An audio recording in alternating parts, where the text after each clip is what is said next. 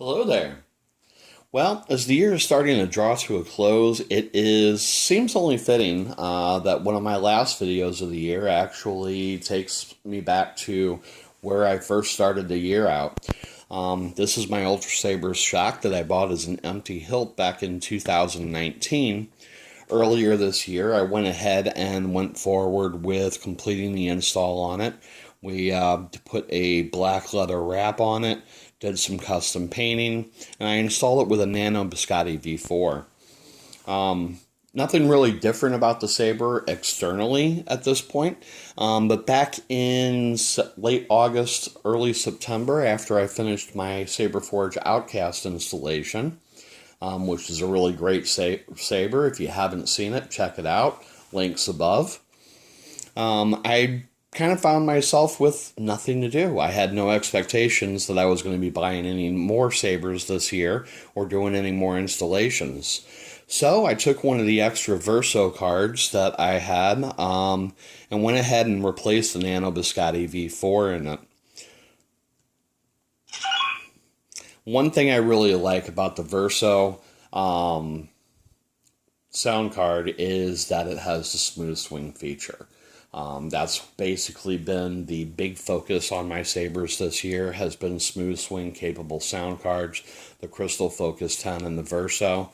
I really like the Verso as far as budget builds go, and I have a lot of plans for doing installations with the Verso in the future, especially in the area of upgrading Ultrasabers lightsabers that I purchased pre-installed from Ultrasabers with either their Obsidian V4 sound card, and even one of our Diamond Sabers is one that I'm going to upgrade, just simply because the smooth swing to me is much better sounding than those electronics.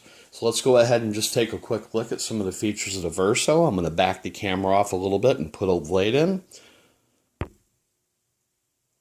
Alright, I've got the blade installed, and this of course is one of the blades that I made myself with parts from the custom saber shop.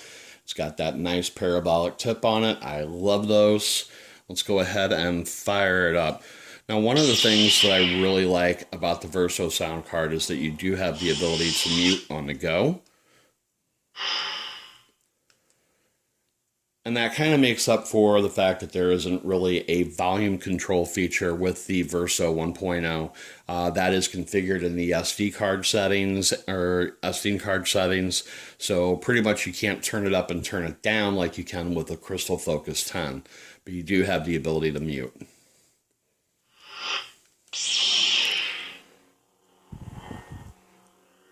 Currently it's installed with the Saberforge Outcast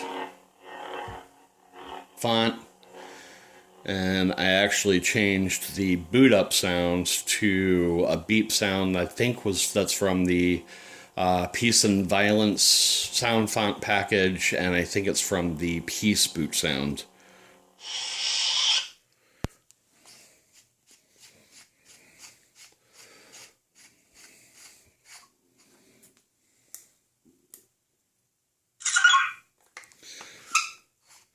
Now, one disadvantage of the Verso card is that currently it only supports a single sound bank, one sound font on it. Now, as I understand, at this moment there are beta tests for the future for the firmware for the Verso. I believe that multiple sound fonts is actually something that's going to be supported, as well as 2-button operation is going to be supported as well. I'm not a big fan of trying out betas myself, so I'm just going to wait until that becomes, or until that's the 2.0s or whatever is the official release. Get the manual for that, and then I'll go ahead and update my firmware and add whatever needs to be added.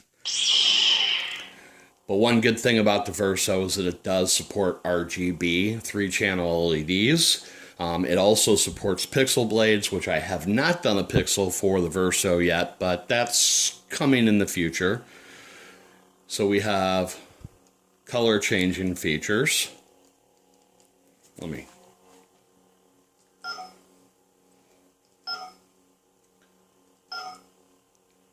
Orange, cyan, yellow, and this is one of the main colors that I keep this blade at, white, red, green, and back to blue. And you have your flash on clash and clash sounds with it. Now, one thing that the Verso does not currently have in the 1.0 is a lockup feature. That is something that I don't recall the Nano Biscotti having either. The Obsidian V4 does have lockup, but that's something that I can definitely, you know, it's not having a lockup. It isn't a deal breaker for me. It's a great sounding card. The card is actually the only thing that I upgraded in this particular saber. I left the 28mm flat speaker in it, used the same chassis, same LED, same button, same battery. I just had to basically pull the Nano Biscotti out, make a few small wiring changes, and put the Verso in and solder it up.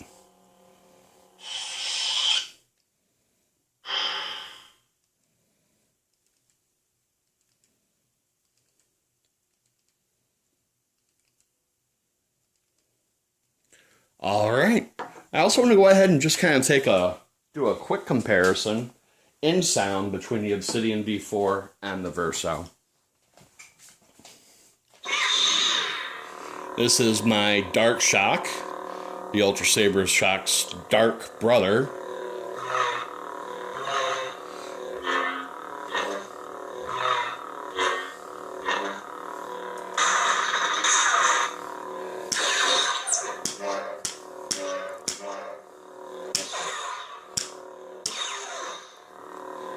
And you can see that, you know, the swings are kind of choppy sounding with that. That's one of the reasons why I've been so focused on the smooth swing cards.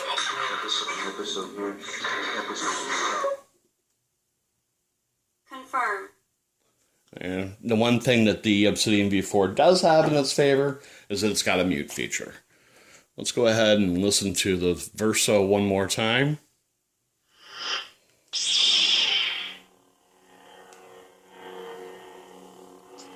The slightest movements, hard swings, definitely sounds better in my opinion. All right, well, that's going to be it for today. Thanks for watching. Have a wonderful holiday season.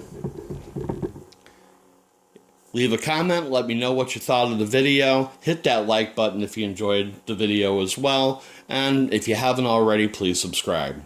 May the Force be with you.